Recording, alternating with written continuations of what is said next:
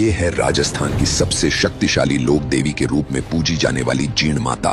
वो जीण माता जिनके चरणों में केवल आम जन ही नहीं बल्कि वीर चौहान वंश के राजा, शौर्यशाली कछवाहा राजाओं से लेकर अनेक स्थानीय ठिकानेदार और जागीरदार सभी ने नतमस्तक होकर पूजा।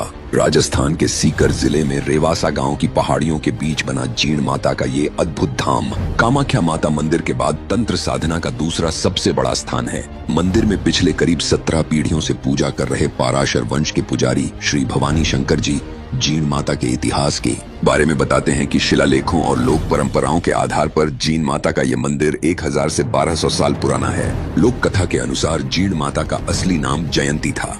उनके भाई का नाम हर्ष था, जिनके नाम पर पास में ही प्रसिद्ध हर्षनाथ मंदिर स्थित है। कहा जाता है कि किसी पारिवारिक कारण से नाराज होकर जयंती घर छोड़कर इसी स्थान पर आकर अरावली पहाड़ी की सबसे ऊंची चोटी पर बैठकर सांसारिक जीवन त्याग कर तपस्या करने का निर्णय लिया। जयंती आजीवन ब्रह्मचारिणी रही और घोर तपस्या के बल पर सिद्ध शक्तिपीठ जीण माता के रूप में युगों युगों तक के लिए यहाँ विराजमान हुई। 5वीं सदी में 1669 का एक ऐसा समय भी आया जब मुगल शासक औरंगजेब ने जीण माता मंदिर को तोड़ने के इरादे से लगभग 1 लाख सैनिकों की विशाल सेना के साथ हमला कर दिया। लेकिन तभी मां भवानी की कृपा से मधुमक्खियों का भयानक झुंड अचानक सेना पर टूट पड़ा और पूरी मुगल सेना में भगदड़ मच गई। कहा जाता है कि इस अद्भुत घटना के बाद औरंगजेब स्वयं जीण माता के सामने नतमस्तक हुआ और मंदिर में अखंड ज्योत के लिए तेल चढ़ाने का वचन दिया।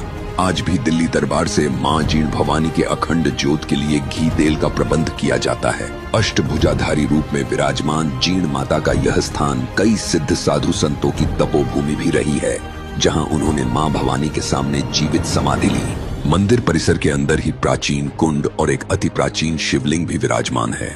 आपको बता दें, चंद्र ग्रहण हो या सूर्य ग्रहण या फिर कोई विशेष परिस्थिति